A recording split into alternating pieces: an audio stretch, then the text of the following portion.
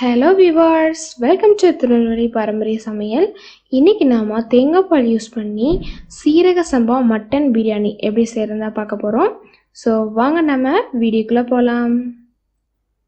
எங்கள் சேனலில் சப்ஸ்கிரைப் பண்ணியிருக்க நிறைய பேர் பெல் ஐக்கானை ப்ரெஸ் பண்ணாமல் வச்சுருக்கீங்க. மறக்காமல் அந்த பெல் ஐக்கானை கிளிக் பண்ணிவிட்டு ஆல் செலக்ட் பண்ணி வச்சுக்கோங்க. அப்போ தான் நாங்கள் ஒவ்வொரு தடவை வீடியோ அப்லோட் பண்ணும் போது உங்களுக்கு நோட்டிஃபிகேஷனாக உடனே வரும். ஃபஸ்ட்டு நம்ம ஒரு பாத்திரத்தை எடுத்துகிட்டு வாங்கிட்டு வந்து மட்டனை இதில் சேர்த்துக்கோங்க. அப்புறம் கொஞ்சம் மஞ்சத்தூள் உப்பு ஆட் பண்ணிவிட்டு நம்ம தண்ணி ஊற்றி நல்லா ஒரு 3 தடவை நல்லா அலசி எடுத்து வச்சுக்கோங்க.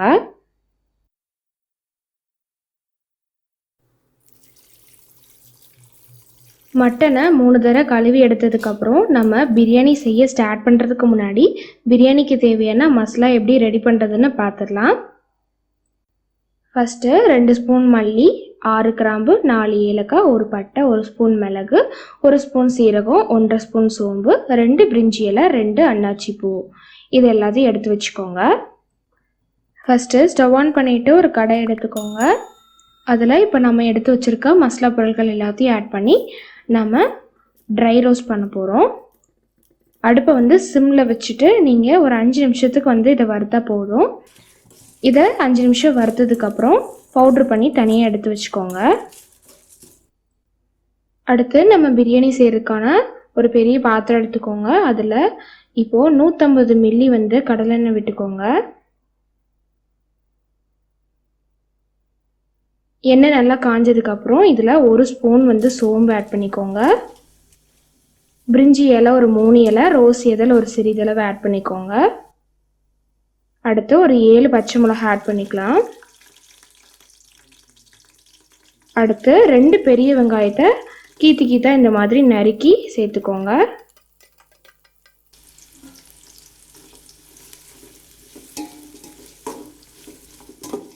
வெங்காயம் ஆட் பண்ணதுக்கப்புறம் இந்த மாதிரி நல்லா கோல்டன் ப்ரௌன் ஆகிற வரைக்கும் நல்லா பொறுமையாக வறுத்தெடுக்கணும்.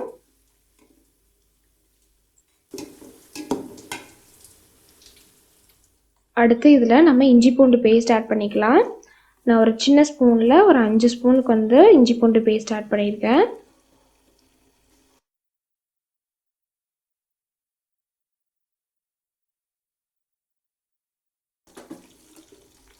இப்போது இஞ்சி பூண்டு பேஸ்ட் ஆட் பண்ணதுக்கப்புறம் நல்லா பச்சை வாசனை போகிற வரைக்கும் நல்லா வதக்கிக்கோங்க. இப்போது பச்சை வாசனை போயிடுச்சு. அடுத்து இதில் நம்ம சின்ன வெங்காயம் பேஸ்ட் ஆட் பண்ணிக்கலாம். 200 கிராம் சின்ன வெங்காயம் எடுத்துகிட்டு அதை நம்ம மிக்ஸி ஜாரில் ஆட் பண்ணி அரைச்சி இந்த மாதிரி எடுத்துக்கோங்க. இப்போது இதை நம்ம ஆட் பண்ணிடலாம்.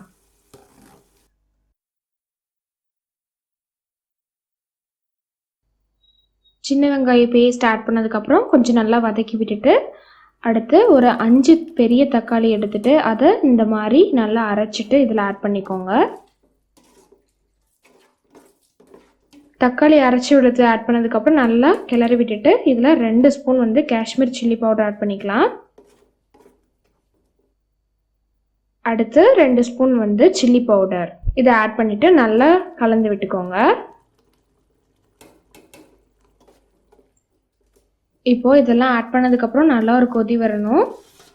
இப்போது நாங்கள் ஆனியன் பேஸ்ட் வச்சுருந்த பிளேட்டில் சும்மா கொஞ்சம் தண்ணி ஊற்றி கலக்கி இதில் ஊற்றிருக்கோம். இப்போது இந்த மசாலாலாம் ஆட் பண்ணதுக்கப்புறம் நான் ஒரு நல்லா கொதி வரணும். அதுக்கப்புறம் பொடி பொடியாக நறுக்குன கொத்தமல்லி தழை ஆட் பண்ணிக்கலாம்.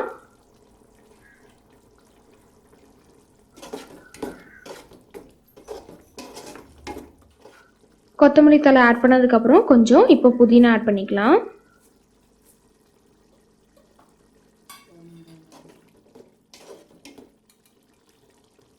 அடுத்து இதில் ஒரு 1/2 கிளாஸ் போல் தயிர் ஆட் பண்ணிக்கலாம்.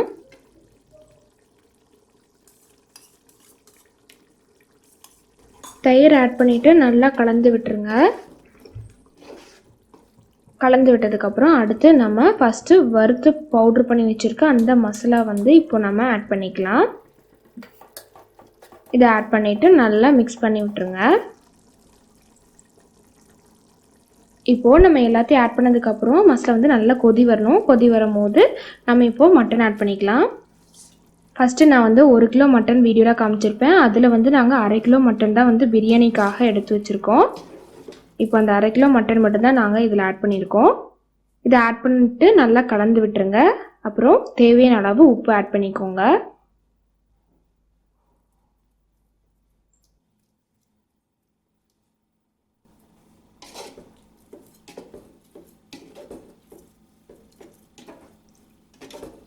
உப்பு போட்டதுக்கப்புறம் நல்லா கிளறி விட்டுட்டு இப்போ நம்ம இதை மூடி போட்டு மூடி வச்சு ஒரு அரை மணி நேரம் வேக விடணும்.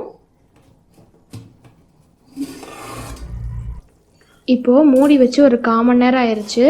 1/4 மணி நேரம் ஆனதுக்கப்புறம் ஓப்பன் பண்ணிவிட்டு லேசாக கிண்டி விட்டுட்டு நீங்கள் மறுபடியும் க்ளோஸ் பண்ணி வச்சுருங்க. க்ளோஸ் பண்ணிவிட்டு மறுபடியும் இன்னொரு 1/4 மணி நேரம் வந்து நம்ம வேக விட்டுக்கலாம்.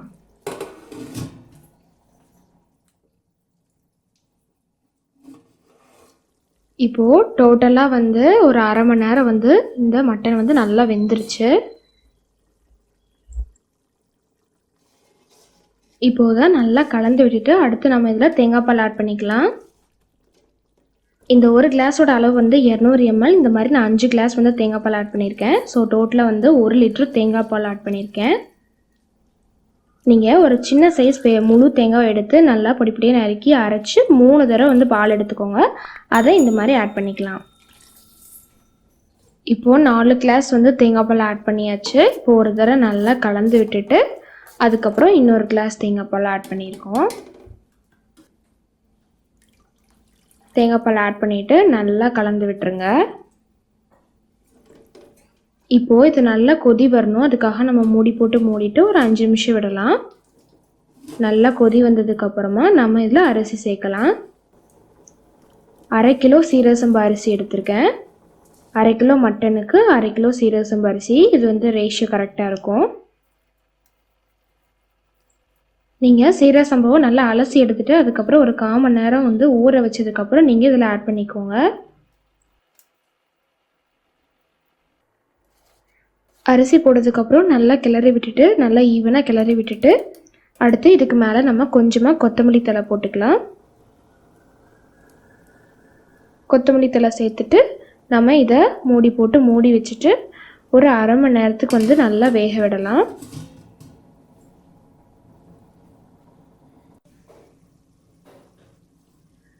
இப்போது 1/2 அன் ஹவர் ஆயிடுச்சு. இப்போ நம்ம ஓப்பன் பண்ணி பார்க்கலாம். கொஞ்சம் நல்லா தண்ணியெலாம் வற்றி இருக்கு பாருங்கள். நல்லா எண்ணெய் மிதக்குது. நல்லா கிளறி விட்டுட்டு நம்ம அடுத்து தம் போட வேண்டியது தான்.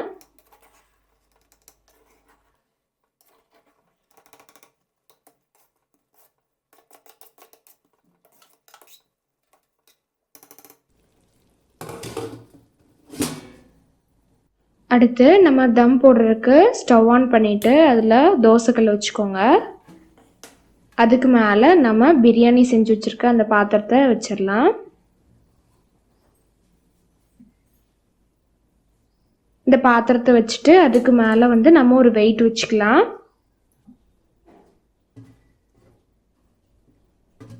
வச்சுட்டு ஒரு 1/2 அன் ஹவர் வந்து அப்படியே விடுங்க, தம்மில் இருக்கட்டும்.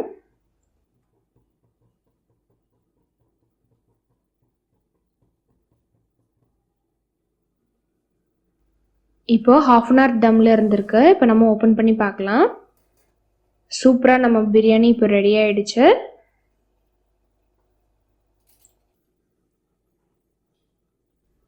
அடுத்து இதில் டேஸ்ட்டுக்காக வந்து ஒரு 5 ஸ்பூன் வந்து நெய் ஆட் பண்ணிக்கிறேன். உங்களுக்கு நெய் வேண்டாம் அப்படின்னு நீங்கள் நினச்சிங்கனாலும் நீங்கள் தாராளமாக ஸ்கிப் பண்ணிக்கலாம். இப்போது நெய் ஆட் பண்ணதுக்கப்புறம் நல்லா கலந்து விட்டுக்கலாம்.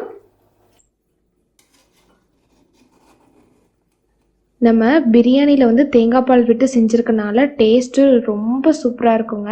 நார்மலாக நம்ம செய்கிற பிரியாணிக்கும் தேங்காய் பால் விட்டு செய்கிற பிரியாணிக்கும் நல்ல டிஃப்ரென்ஸ் தெரியும். நீங்கள் ஒரு தடவை இதை செஞ்சு சாப்பிட்டு பார்த்தீங்கன்னா மட்டும்தான் இந்த டிஃப்ரென்ஸை வந்து உங்களால் தெரிஞ்சுக்க முடியும். அதனால் உங்கள் வீட்டில் கண்டிப்பாக ட்ரை பண்ணி பாருங்கள். அடுத்த தடவை மட்டன் வாங்கும் போது கண்டிப்பாக இந்த மாதிரி தேங்காய் பால் விட்டு பிரியாணி செஞ்சு பாருங்கள். அப்புறம் ஒவ்வொரு தடவையும் உங்களுக்கு செய்ய தோணும். பார்க்கும் போதே உங்களுக்கு டெம்டிங்காக இருக்கும்னு நினைக்கிறேன். நம்ம மட்டன் பிரியாணி கூட சைடிஷ்ஷாக தயிர் பச்சடி, கிரேவி, மட்டன் எலும்பு கறி, நாங்கள் எங்கள் சேனலில் அடுத்து மட்டன் எலும்பு கறி வந்து அப்லோட் பண்ணுறோம். நீங்கள் கண்டிப்பாக அதையும் பாருங்கள். அதையும் சைடிஷ்ஷாக வச்சு சாப்பிட்டீங்கன்னா வேறு லெவல் டேஸ்ட்டாக இருக்கும். இப்போ நீங்கள் வீடியோவில் பார்க்கும் போதே தெரியும் மட்டன் பீஸ் வந்து நல்லா வெந்திருக்கு, சாஃப்டாக.